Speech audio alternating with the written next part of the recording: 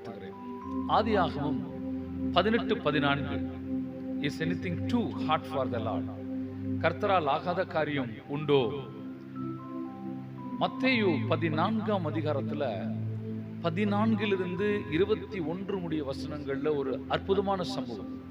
மனுஷரால் முடியாததை தேவன் செய்யக்கூடியவரா இருக்கிறார்.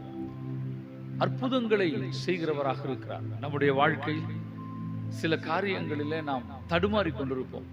ஏதாவது ஒரு அற்புதம் என் வாழ்க்கையில் நடக்காதா? ஒரு விஷயத்துல ஸ்டக் ஆயிருக்கும். ஒரு தேவை உண்டாயிருக்கும். ஒரு மிகப்பெரிய தேவை உண்டாயிருக்கும். அந்த தேவையை எப்படி பூர்த்தி செய்ய போகிறேன், அது எப்படி சாத்தியம் என்று ஒரு பயம், ஒரு பதட்டம், ஒரு ஏக்கம், ஒரு கலக்கம் இருக்கக்கூடும். அப்படிப்பட்டவர்களுக்கான ஒரு செய்தி இது. கர்த்தரால் ஆகாத காரியம் ஒன்று உண்டோ என்று ஆதியாகமம் 18:14 சொல்லுகிறதை நாம் தியானித்து வருகிறோம். இன்றைக்கு மத்தேயு எழுதின சுவிசேஷத்திலே ஆண்டவர் இயேசு கிறிஸ்து வனாந்தரமான ஒரு இடத்திற்கு ஓய்வெடுக்கும்படி செல்கிறார். For a relaxation, to have some rest. அவர் தனிமையா இருக்கணும்னு போறார், தன் சீடர்களை மட்டும் கூட்டிக் கொண்டு.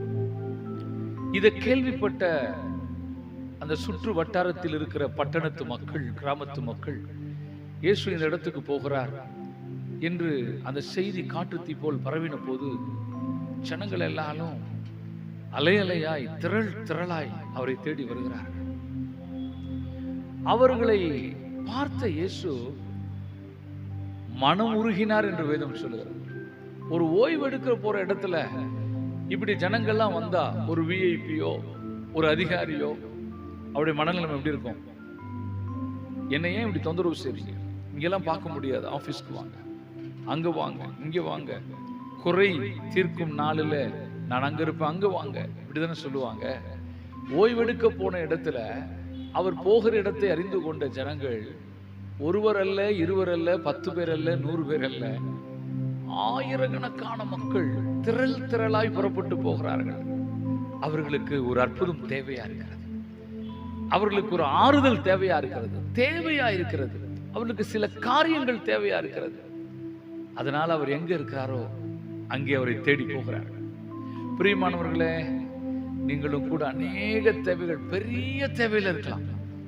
இதை எப்படி சந்திக்கணும்? இன்னும் சொல்ல போனா, பள்ளிக்கூடம் படிக்கிற பிள்ளைகள், கல்லூரி படிக்கிற பிள்ளைகள், அல்லது ஒரு திருமணத்துக்காக ஆயத்தமாகி கொண்டிருக்கிறவர்கள், அல்லது ஒரு புதிய தொழிலை, அல்லது செய்து கொண்டிருக்கிற தொழிலை ஒரு வளர்ச்சிக்காக, அல்லது எந்த காரியமானாலும் ஒரு திட்டம், ஒரு பிளான் இருக்கலாம். பிள்ளைகளா இருந்தால் அவர்களுக்கு படிப்பு செலவு, அகாடமிக் இயர் தொடங்க போகுது, கல்வியாண்டு துவங்க போகுது, இப்போதான் லீவ் விட்டுருக்காங்க. கல்லூரி படித்து முடித்தோன்னு அடுத்த ஹையர் ஸ்டடீஸுக்கு வேண்டிய தேவைகள், இப்படி நிறைய தேவை. ஆனால் போதுமான சஃபிஷியன்ட் பணம் இல்லாத சூழ்நிலை. என்ன செய்வது என்று ஒரு குழப்பத்தில் நீங்கள் இருப்பீர்களானால், இந்த சம்பவம் நிச்சயமாய் உங்களுக்கு ஒரு புதிய நம்பிக்கையை கொண்டு வரும். நிச்சயம் உங்கள் வாழ்க்கையிலும் தேவன் ஒரு அற்புதம் செய்யும். பாருங்கள், இந்த திரளான ஜனங்கள் அவரை தேடி போன போது அவர் கோபம் கொள்ளல, பதட்டமாகல. மாறாக வேதம் சொல்லுகிறது, இயேசு அந்த திரளான ஜனங்களை கண்டு அவர்கள் மேல் மனதுருகினார். உனக்கு ஒரு அற்புதம் நடப்பதற்கு தேவன் உனக்கு மனதுருகுவார். அவரால் ஆகாதது ஒன்றுமே கிடையாது. உனக்கு அற்புதம் நடக்க அவரும், ஆண்டவர் இயேசுவும் உனக்கு மனதுருகுகிறவராயிருக்கிறார். அவர் கட்டாயம் உனக்கு மனதுருகுவார். பாருங்கள், அவர் நெடுநேரம் செர்மன் செய்தி கொடுத்து கொண்டிருக்கிறார். ஜனங்க ஆர்வமா கேட்டுக்கிட்டு இருக்கிறாங்க. சாயங்காலம் ஆயிடுச்சு. சீடர்லாம் சொல்றாங்க, அந்த வசனம் சொல்லுகிறது, சாயங்காலம் ஆன போது அவருடைய சீஷர்கள் அவரிடத்தில் வந்து, இது வனாந்தரமான இடம், நேரமும் ஆயிற்று, ஜனங்கள் கிராமங்களுக்கு போய் தங்களுக்கு போஜன பதார்த்தங்களை கொள்ளும்படி அவர்களை அனுப்ப வேண்டும் என்று சொல்கிறார். ஐயா, மாலை நேரம் ஆயிடுச்சு, சிலங்கள்லாம் அனுப்புங்க, அவங்க போய் அவங்க வேண்டிய பதார்த்தங்களை வாங்கி கொண்டு வீட்டுக்கு போகணும் இல்லையா, அவங்கள அனுப்புங்க ஐயா அப்படின்னு சீடர்கள்லாம் இயேசு கிட்ட சொல்றாங்க. இயேசு என்ன சொன்னார் தெரியுமா? நோ நோ நோ, அவங்கள பசியோடலாம் அனுப்ப முடியாது. இவ்வளோ நேரம் காலில இருந்து மாலை வரைக்கும் நம்ம கிட்ட உட்கார்ந்து இருக்கிறாங்க. என்னுடைய போஜனங்கள், என்னுடைய வார்த்தைகள் எல்லாம், உபதேசங்களை எல்லாம், போதனைகள் எல்லாம் கேட்டுக்கிட்டு இருக்காங்க. அவங்கள நம்ம வெறுமையை அனுப்பக்கூடாது. அவங்களுக்கு ஏதாவது சாப்பிட கொடுங்கன்றாங்க. சீஷர்களுக்கு ஒரே ஷாக். சாப்பிட கொடுக்கணுமா? இவ்வளோ பேருக்கா? இத்தனை ஆயிரம் மக்களுக்கா? என்ன ஆண்டவரே, எங்கிட்ட we have 5 loaves and 2 fish. 5 அப்பமும் 2 மீனும் தான் இருக்கு. வேற என்ன எங்ககிட்ட இருக்கு? உடனே இயேசு சொன்னார், bring it to me. அதை என்கிட்ட கொண்டு வா. அந்த 5 அப்பமும் அந்த 2 மீனும் 5 loaves and 2 fish அதை என்கிட்ட கொண்டு வாங்கன்னு அவங்க கொண்டு வந்து கொடுத்தாங்க. அவங்களுக்கு ஒரே ஆச்சரியம், என்னடா இதை வச்சு அவர் என்ன பண்ண போறார் இத்தனை ஜனங்களுக்கு? உங்ககிட்ட இவ்வளவுதான் இருக்கா? கொஞ்சோண்டு இருக்குதா?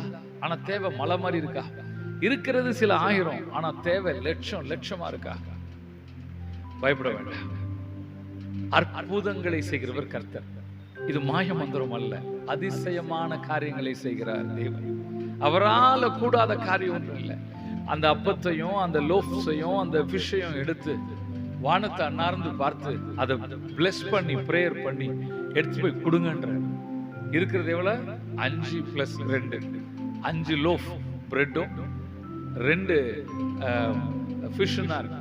எடுத்துட்டு போய் கொடுங்கன்றார், பிளஸ் பண்ணிட்டார். இப்போ அவங்க எடுத்து போய் கொடுக்குறாங்க, கொடுத்துக்கிட்டே இருக்கிறாங்க.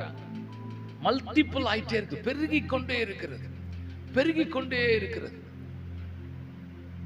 12 பேக்ஸ் மிச்சம் எடுக்கிறாங்க. சாப்பிட்டாங்க எவ்வளவு பேர் தெரியுமா?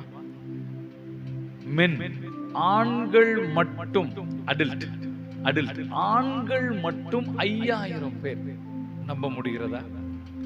எவ்வளவு ஆச்சரியமா இல்ல? ஆண்கள் மட்டும் 5000னா பெண்கள் கூட்டம் தான் அதிகமா இருக்கும். எப்போ அப்ப பெண்கள் எத்தனை ஆயிரம் வந்திருப்பாங்க, குழந்தைகள் எத்தனை ஆயிரம் வந்திருப்பாங்க. ஆண்கள் மட்டும் 5000. அப்ப எத்தனை ஆயிரம் மக்கள் சாப்பிட்டாங்க? வெறும் 5 அப்பங்கள், ரொட்டிகள், 2 மீன்கள். பிரியமானவர்கள், உங்ககிட்ட இவ்வளவுதான் இருக்கு. சரி, என்கிட்ட சேவிங்ஸ் இதில் இவ்வளவுதான் சார் வச்சிருக்கேன். ஐயா, என்கிட்ட இவ்வளவுதான் இருக்கு. ஆனா கல்யாண தேவை மிகப்பெரிய தேவையா இருக்கு. ஃபீஸ் கட்டுற தேவை மிகப்பெரிய தேவையா இருக்கு. கடனை கொடுக்க வேண்டிய தேவை மிகப்பெரிய லட்சங்களா இருக்கு. நான் என்ன செய்ய? அற்புதத்துக்காக காத்த நம்பிக்கையோடு இருப்பதை ஜெபம் பண்ணி ஆண்டவர்கிட்ட ஒப்பு கொடுத்து, ஆண்டவரே let it be multiply. வழிகளை திறந்து விடும், அதிசயங்களை செய்வார், அற்புதங்களை செய்வார். உனக்கு வந்து கிடைக்க வேண்டிய அத்தனை ரிசோர்ஸையும் தேவன் உண்டாக்கி கொடுப்பார். You will have the resource. ஆண்டவர் அந்த வளங்களை உனக்கு தருவார். நன்மைகள் உன்னை தேடி வரும், அதிசயங்கள் நடக்கும். கேட்கிற இடத்துல கொடுக்கலன்னு தானே உனக்கு இதுவரைக்கும் முடிவு. கேட்பது கொடுக்கும்படி தேவன் செய்வார். உன்னுடைய ஃபீஸ் ஸ்ட்ரக்சர்ல அதை குறைவாய் கட்டும்படி உனக்கு உதவி செய்வார். அதிகாரிகளோடு, நிர்வாகிகளோடு தேவன் பேசுவார். அற்புதங்கள் நடக்கும். அன்பு சகோதரனே, சகோதரியே, கர்த்தரால் ஆகாத காரியம் உண்டோ? Is anything too hard for the Lord? 5 ரொட்டியும் 2 மீனையும் அவ்வளவு பேருக்கு கொடுத்தவர், ஆண்கள் மட்டும் 5000 பேர். உன்னுடைய வாழ்க்கையில செய்யாமல் இருப்பாரா? அப்புறம் நம்புங்க, அவரை தேடுங்க, அவரிடத்தில் செபியுங்க, பிரார்த்தனை பண்ணுங்க, வேண்டுதல் பண்ணுங்க. நிச்சயம் கர்த்தர் உங்களை கைவிட மாட்டார். ஏனென்றால் அவர் சிருஷ்டிகர். He is a God of wonderful. நிச்சயம் அற்புதம் செய்வார். கர்த்தருடைய கிருபை உங்களோடு இருக்கட்டும். God bless you all. Amen.